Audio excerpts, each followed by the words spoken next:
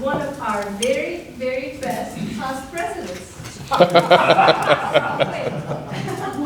Toastmaster Tim Linger's speech is from his second Path in Pathways, Presentation Mastery Level 4, also storytelling. Tim's speech is titled Alaska, the Final Frontier. Here is Toastmaster Tim Linger.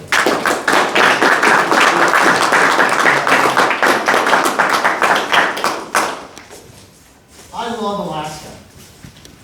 I've been fortunate enough to have been there 4 times. It's my dream vacation. And approximately 8.5 years ago, I was planning my first trip. Once again, my dream vacation. First and last time. I try not to go to the same place twice because the world is big. But I've been there 4 times because I love Alaska. I've got so many stories to tell you. But like most of us, we plan our Alaskan cruise. How many people have been to Alaska? How many people would love to go to Alaska? How many people think that the way to get to Alaska is by cruise? We live in Florida. There's lots of opportunities to cruise. Cruise is great. Cruise in Alaska is great. Not it at all. But of course, I'm planning my cruise to Alaska 8 years ago because that's how you get to Alaska. You see whales and glaciers and dolphins and so on. But I want to see Denali. I want to go to the North Pole, which is actually in Alaska. There's a town called Chicken and Tok and Talkeetna and Unalaska. Those are actual names of towns, sort of like Christmas, Florida. I want to see Anchorage. And my 7-day cruise is now turned into 10 days, 14 days, 15 days, 16 days. And my wife says, and why are we taking a cruise? What a silly question. Well, to get to Alaska. She says, but you want to see Alaska. I don't want to see whales and glaciers. Well, why can't we do that in Alaska? So I did the research, and guess what? There's a day cruise. The day cruise I've been on 4 times. It's that awesome. This last time I actually saw the whales feeding on fish. They were spinning, blowing bubbles, and jumping up in a group. It was absolutely amazing. Something that almost you never see in your lifetime, even if you plan it. Very fortunate, saw it a dozen times on this day cruise. So I saw the whales and the glaciers and the dolphins. I saw everything I wanted to see. Again, I've done this cruise 4 times. So my advice is this. If you're planning on going to Alaska, absolutely consider the cruise. It's easy. There's no hotels, no rental cars. You just go and do it. You can do it in your sleep. But if you want to see Alaska and you want to see Denali, consider just renting a car, flying into Anchorage and renting a car. So the first time I spent 14 days, rail and car. And forget the rail, it's too expensive. Truly. But the car is amazing. You can do what you want to. You can go when you want to. You get the hotels to deal with. It's fine. Budget. If you want to save some money, go early in the spring. So let's say May 15th. If you want to save some money, go late, so September 15th or just before. The closer you get to July 1st, the more expensive it gets. Nothing wrong with that, of course, but just keep that in mind. So 3 things. Consider the cruise. Consider not the cruise, the road trip, and consider the budget, because those 3 things will make or break your vacation. So the first time, once again, was strictly land. The second time, I decided to do 18 days, but to include the cruise. So 7-day cruise, 11-day land. Absolutely fantastic. Got to do all the things I wanted to do. The third time was a rental car, decided to go east towards Canada, went out to close to the Yukon, did some fishing, and for those of you who remember my story last year, I caught a salmon. Salmon are big fish, except the fish I caught was just a... and that's a true story. It was so cute. I petted it a little too long. Became fish food. Speaking of fish food, they have fish hatcheries in Alaska, and I told this story before too. And I saw a different fish hatchery, and I can't get past the thought that they hatch the fish, they release them. The fish do their things for a couple of years, they come back, they catch them, they take the eggs, they raise the babies, they release them. But what do they do with the carcass? They give it to dog food. They sell it to dog food companies. So is this a fish hatchery? Is it a dog food company?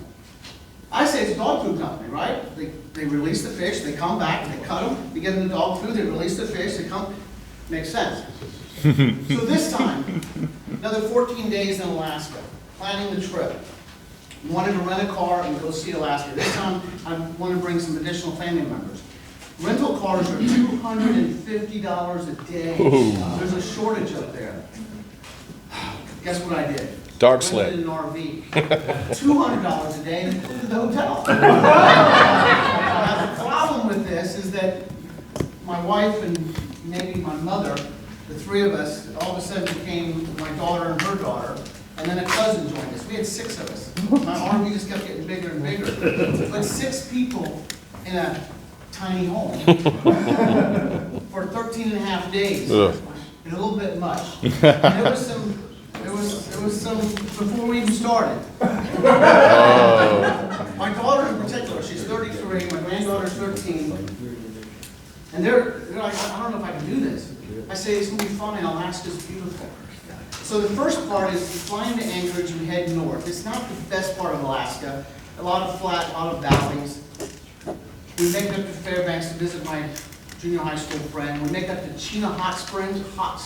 Oh, it was part of the best trip. You swim in some really warm water 60 miles north of Fairbanks, 60 miles north of the North Pole, which, by the way, is not at the top of the world. It's like Christmas right over here. But my daughter, you could tell, my granddaughter, because they're a pair, you could tell they were like, this isn't working. And we're only 2 days into the trip. We come back, here's the most amazing part. We pull into this campground in the middle of nowhere, halfway between Anchorage and Fairbanks, which is halfway up the state. This is eerie. Think about this. Think about zombies. We pull into this campground, and it's a big field, and there's tents everywhere. There's a portable bathroom, one of those luxury bathrooms where you have the sinks and indoor air conditioning. You've got everything set up, and it's all decorated, some campers, and nobody there. Eerie. There's probably 150 tents, 2-man tents everywhere. Nobody is there. And we're like, what do we do? This is too eerie. This is creepy. We can't do this. We stop and we're like, we're just going to camp here. My daughter's like, no, we got to go. It was really that eerie. Nobody was there. And we're like, well, what's going on? Finally, a big bus comes in. The bus was empty, just the driver. They asked the driver, what's going on? This is the firefighters' camp. They're out fighting fires right now. They'll be back eventually. And sure enough, busloads of firefighters came in. The place filled up. But can you imagine going into a campground and nobody's there? For like an hour, nobody's there. It was really that creepy. So I got to finish up my stories because the light's on. We make it down to a town called Talkeetna. True story, for 10 years, the mayor of this town was a cat. They elected a cat. I'm not sure it's an emotional thing, but we're 120 miles north of Anchorage, in the middle of freaking nowhere, and my daughter and granddaughter had enough. And at 11 o'clock at night, they walked out. They caught an Uber back to the airport and flew home. After 4 days into the trip, the best part was the second half. Thank you, Toastmasters.